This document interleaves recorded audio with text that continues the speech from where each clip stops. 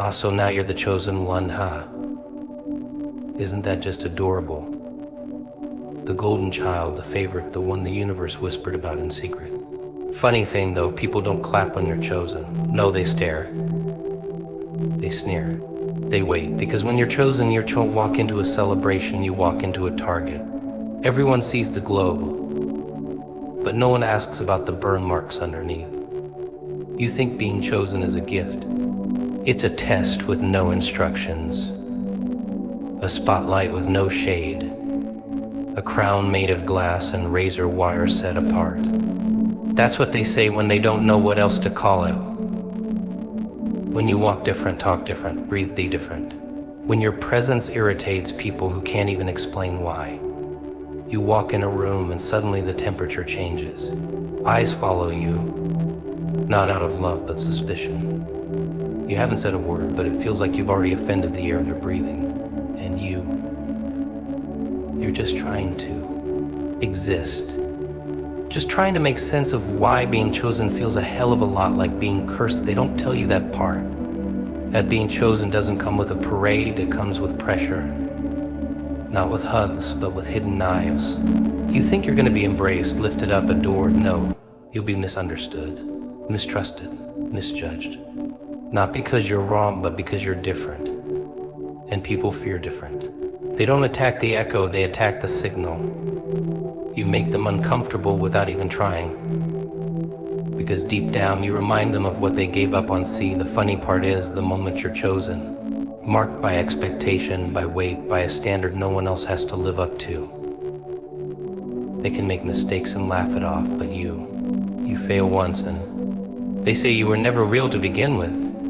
You show weakness, and suddenly the whispers start. Maybe they're not that special after all. But they weren't around for the nights you begged to be normal. They didn't hear the silence scream back at you when you prayed for peace, not purpose. People love heroes in movies, not in real life. In real life, they want their heroes broken enough to still be relatable, but not strong enough to rise too far. Because if you rise too high, they have to look up, and most people would rather look down. So they'll mock you, test you, bait you. And if you don't bite, they'll say you think you're better. And if you do bite, they'll say you're not chosen after all. It's a trap, a sick game. And the only way to win is not to play it the way they want. Being chosen means walking through fire that was never meant to burn anyone else, carrying a vision that doesn't even make sense to you yet, let alone them. It means hearing divine whispers in a world that only respects noise. And while they're laughing, you're building. While they're sleeping, you're suffering. While they're mocking, you're molding into something they won't recognize until it's too late. Because chosen ones aren't loud. They're patient. They bleed in silence and let time talk. And still, even with all the pressure, the betrayal, the loneliness, you don't quit. Why?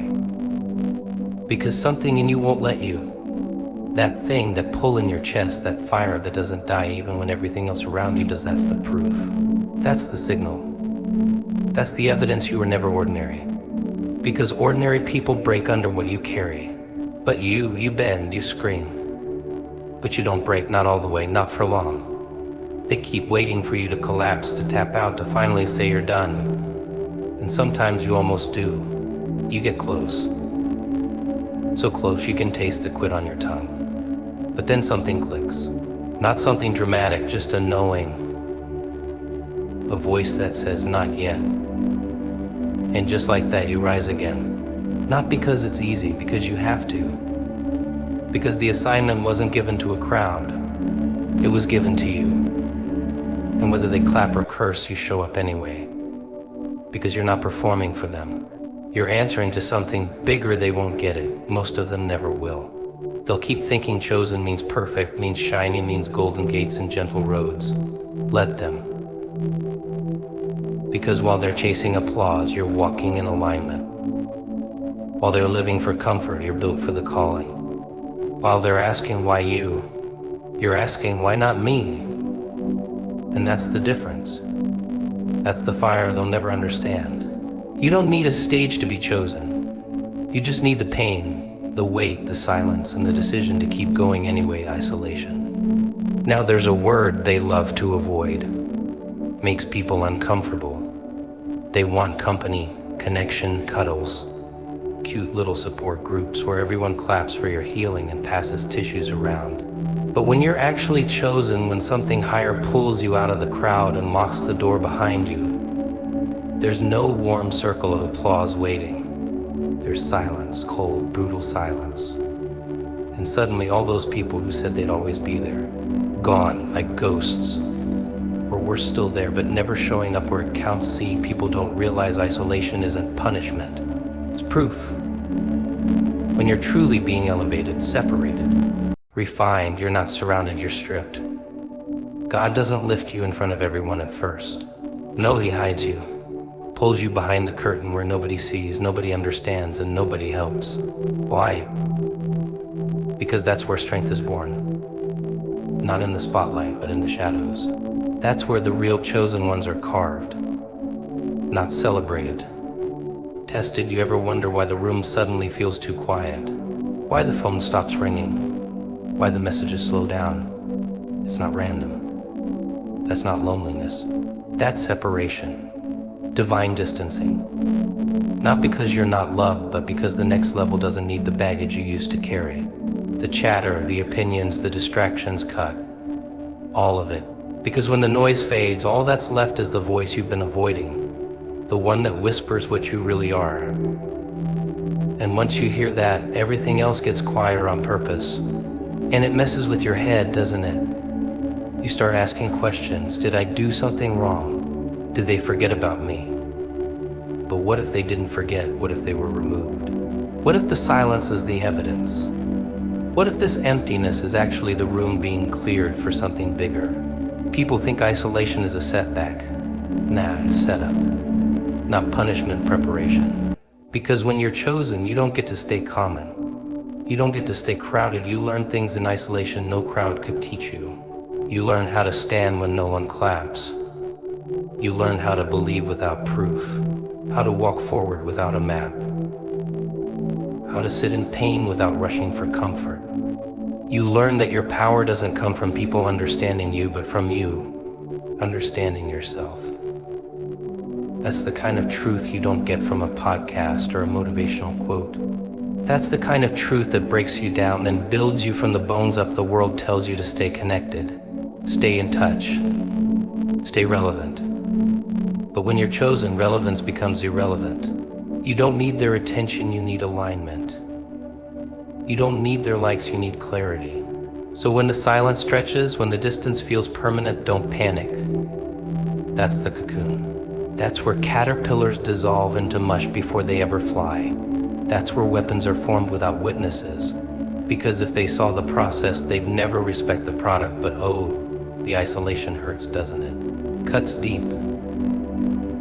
Makes you question if you're crazy, if you're delusional. You start romanticizing your old life. The comfort. The comely.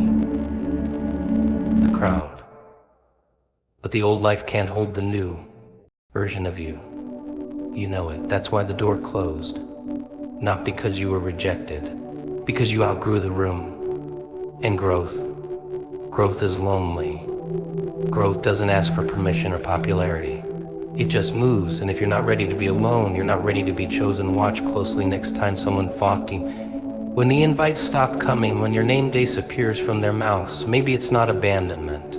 Maybe it's divine editing, cutting scenes that no longer match your script. And if you're smart, you'll stop fighting to stay where you don't belong. Because chosen ones don't cling. They evolve this kind of isolation. It's not a timeout, it's training. Not a prison, a process. Where you break the addiction to applause, to approval, to always being seen. Because once you're okay being unseen, you become unstoppable. That's the part they skip over in the fairy tales. The solitude, the silence, the sanity cracking just enough to let something stronger slip in. You come out with eyes they don't recognize, with scars they can't decode. And with a fire no one handed you, you forged it alone. They don't see it, do they? The weight, the kind that lives in your spine, in your eyelids, in the space behind your smile. You carry something. Always have. Since before you even had words for it. People see you walking tall, head up, but they don't see the invisible baggage strapped to your soul. It's funny they talk about strength like it's a gym membership or some inspirational slogan you stick on a mirror. Be strong, they say, as if that's something you choose. But for you, it was never a choice. It was a sentence they love to clap for strength after the fact. They admire the survivor, the warrior, the phoenix rising from ashes. But they don't want to be around when the ashes are still fresh, still burning. No, that part's ugly. That part's quiet. That part smells like failure and desperation and sweat. So they disappear. They ghost you when the weight gets too real. When you're not entertaining anymore. When your strength isn't packaged nicely, but still you carry it. Not because you want to, because you have to. Because no one else will you ever sit in a room full of people and feel like none of them could lift what you've got on your shoulders. Not physically, mentally, spiritually. That burden that feels like it was tailor-made for you. Custom pain. Designer pressure. And the wild part is you walk around acting like it's nothing. Like you're fine. Because if you ever dropped it, if you ever let them see the cracks, they'd panic. Or worse, they'd laugh. So you keep it moving. Silent. Smiling. Sinking. They'll never understand what it takes to carry things that were never yours to begin with. Generational curses, family shame, childhood trauma, expectations from people who gave you nothing but want everything back. You're the one holding it all together, playing therapist, coach, savior, and no one's asking how you are. Because they assume the strong ones don't need asking. The strong ones are self-cleaning, self-healing, selfless to the point of self-erasure. And you've played the part so long, even you forget what it feels like to be helped. But let's be honest, there's a sick pride in carrying what others can't. It makes you feel like maybe you matter, like maybe the pain has a purpose. You start to believe that suffering is a sign of significance, that if it hurts, it must be holy. And maybe that's true. Or maybe that's just how the mind copes when it's drowning quietly. But the burden, it becomes part of you, like another limb. You don't even know who you'd be without it. The weight becomes identity. The grind becomes gospel, and yet even with all that heaviness, you don't fold. You don't collapse the way they expect. You bend, you twist, you scream into pillows. You take walks just to keep from exploding. But you don't fall apart where they can see. And that's power, not the kind they cheer for, but the kind that earns respect in the shadows. The kind that builds empires inside your chest while the world sleeps on you. Funny thing is, some of the strongest people you'll ever meet are the quietest. Not because they have nothing to say, but because they've had to be their own counsel for so long. Silence became a shield. They've buried so many versions of themselves to survive. You'd need a shovel just to meet the real them. But they don't let just anyone dig. They've learned that most people aren't ready for the truth behind the strength. And the real kicker, half the weight isn't even yours, it's what they threw on you. The doubts, the jealousy, the projections. Their insecurity dressed up as advice. Their fear disguised as concern. And like a sponge you soaked it in. Held it all. Didn't complain. Just adapted. And they called you resilient. Not realizing that resilience often starts where abandonment begins, so now you walk with this invisible armor. Not flashy, not loud. Just solid. Earned. Built in the dark. And they don't clap for it because they can't see it. But it's there. In how you keep showing up. How you keep holding it down. How you keep carrying what would have crushed someone else. Not for the praise, not for the recognition, but because something in you refuses to let it drop. People don't really want healing. They want comfort. They want distraction. They want the illusion of change without the inconvenience of transformation. You offer them truth. They ask if it comes with a refund policy. You hand them the mirror. They smash it and blame you for the shards. But here's the punchline. They say they're searching for clarity. And yet when clarity shows up, wearing nothing but raw honesty, they scream and run for the fog again. Funny, isn't it? They pray for the truth. then treat it like poison when it finally knocks. Let's talk about pain. Real pain. Not the Instagram kind. Not the I didn't get what I wanted today kind. I'm talking about the pain that rearranges your bones from the inside out. The kind that makes you forget who were before it or were before it. That pain, that's not a curse, it's a blueprint. See, everyone wants purpose, but no one wants the pain that unlocks it. No one tells you the price. That before you become the version of you that finally makes sense, you have to meet every broken, scared, shattered piece you used to ignore. People think healing is this soft, glowing process where you light crystals and chant affirmation. No. Healing is war. It's you versus every lie they ever made you believe. Every scar you stitch shut without cleaning.